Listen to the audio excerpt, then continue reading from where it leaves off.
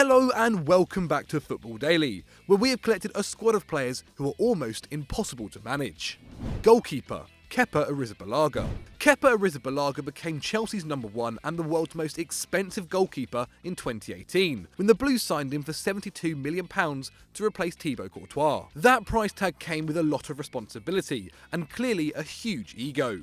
In the 2019 League Cup final versus Manchester City, Maurizio Sarri planned to replace the stopper with ex-City player and penalty-saving expert Willy Caballero. However, once the fourth official had raised his board, the 24-year-old refused to leave the pitch. Not exactly what under-pressure Sarri needed to prove he hadn't lost his dressing room. In an attempt to regain control, the first-choice keeper was dropped for the following game, a surprising 2-0 win over Spurs. However, with a price tag that huge hanging around his neck, the reality is that Sarri can't afford to drop him. And it's becoming increasingly clear that the players in the Blues' dressing room carry more influence than the man trying to manage them.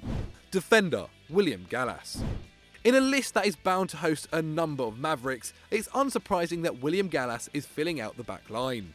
A series of incidents from the two-time Premier League winner have proved that. While Gallas had talent that consistently courted by the top team, his attitude meant managers were constantly forcing him out the door. While pinning for a move out of Stamford Bridge in 2006, Chelsea accused the Frenchman of threatening to score own goals should they not sanction his switch to Arsenal. And really, this should have set alarm bells ringing over in North London. The stubborn eccentric, who was often described as a lone wolf, famously sat down on the pitch in protest during a 2008 clash between Arsenal and Birmingham City, before blaming his young teammates for the 2-2 draw. Not quite the professional behaviour Arsene Wenger was expecting from his captain. Just as disagreeable in the boardroom, Gallas and the Gunners failed to settle on a new contract, and in 2010 he headed to Tottenham Hotspur of all places. Defender, Titus Bramble. Before we move on to the man that is Titus Bramble, make sure you guys have clicked the subscribe button and the notification bell so you're updated on every single Football Daily video. In 1998, Titus Bramble started his career at home in Ipswich Town. Unlike William Gallas, the Englishman wasn't a disciplinary nightmare. But no manager who encountered Bramble over his 15-year-long career could beat out his unfortunate streak of calamity. Over 292 appearances in the league, Bramble conceded 220 goals and kept just 72 clean sheets. On the books for Ipswich, Newcastle, Wigan and Sunderland, he somehow managed to play 13 seasons in the top flight, although he did suffer 3 relegations, just 2 away from the record. Finally exposed for his lack of quality, in 2013 he was released by the Black Cats and left without a single club after his signature. Defender, Serge Aurier.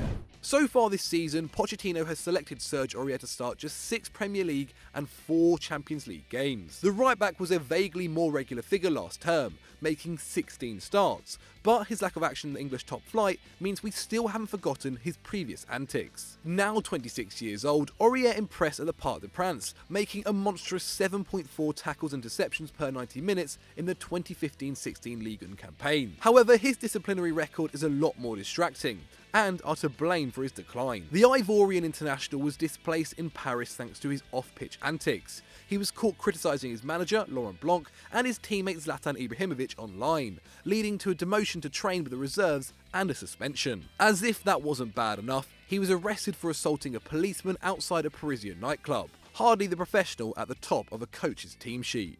Midfielder, Joey Barton. After punching a man over 20 times, the Englishman served 74 days in prison for common assault and affray. So obviously we couldn't collate a squad of nightmare team members without including ex-convict Joey Barton in midfield. The life and crimes of Barton saw him reach 78 yellow cards and 6 reds in the Premier League, having made 257 league fouls over 13 years. Having been charged with violent conduct 3 times by the FA, once for an assault on his own teammate Usman Dabo during a training ground bust-up, another for punching Blackburn's Pedersen whilst playing for Newcastle, and finally for attacking 3 players on the final day of the 2011-12 season. He's proved leopards don't change their spots, with his career as a coach showing he was also an impossible manager. As Fleetwood coach, his disregard for the rules popped up again with a £2,000 fee for criticising the referee. Midfielder Ricardo Quaresma. A Serie A, Champions League and 2016 Euros winner, Ricardo Quaresma might have a well-stocked trophy cabinet, but he's more widely recognised for his rebellious attitude, having criticised, threatened and even thrown bottles at his previous managers. At just 19 years old, after moving from Sporting Lisbon during his first season as part of Frank Rijkaard's Barcelona, he showed his dislike for hierarchy. Acclimatised to expressing himself in Portugal, the teenager was frustrated by the audacity that his coach was trying to, well, coach him, and the midfielder refused to improve his positional play or his tactical understanding. Later in his career, clashes with Jose Mourinho while playing for Inter were followed by an on-pitch altercation with his own teammate Nihat Kavasi, and then a changing room bust-up with Besiktas manager Carlos Carvajal while in Turkey. Behaviour that has made us have less sympathy over his Ballon d'Or win as the worst player in Serie A back in 2008. Midfielder Hatem Ben Arfa.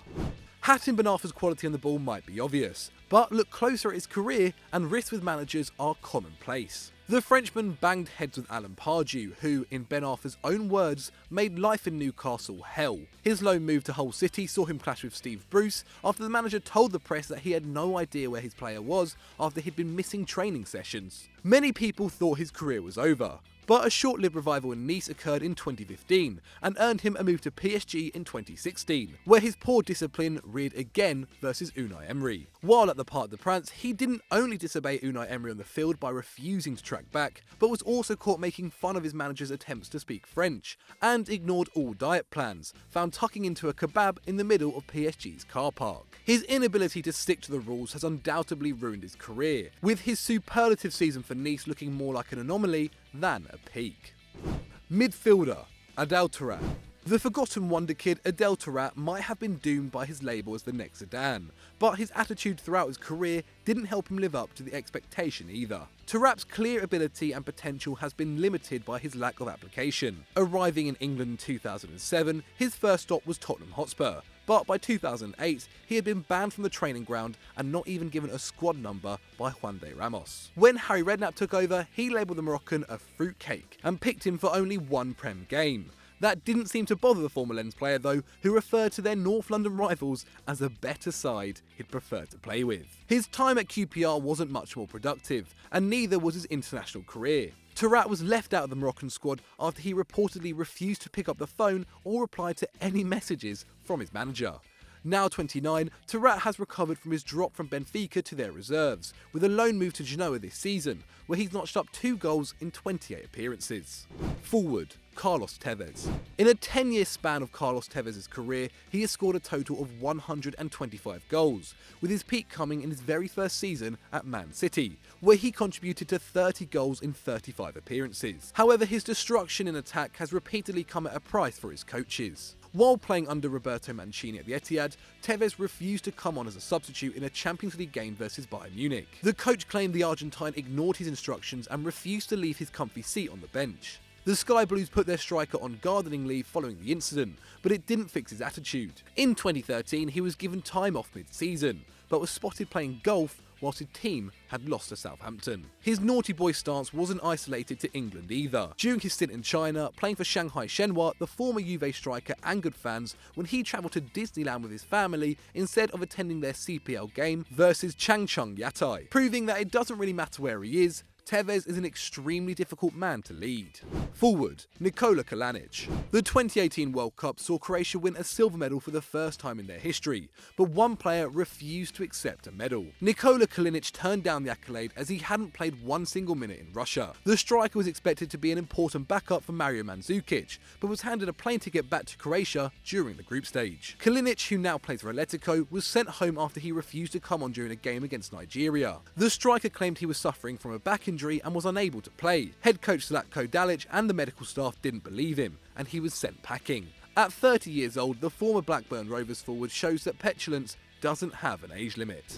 Forward, Luis Suarez. So far this season, 32-year-old Luis Suarez has contributed to 21 goals from 22 starts in La Liga, getting ready to pick up his 4th league title over 5 years in Spain.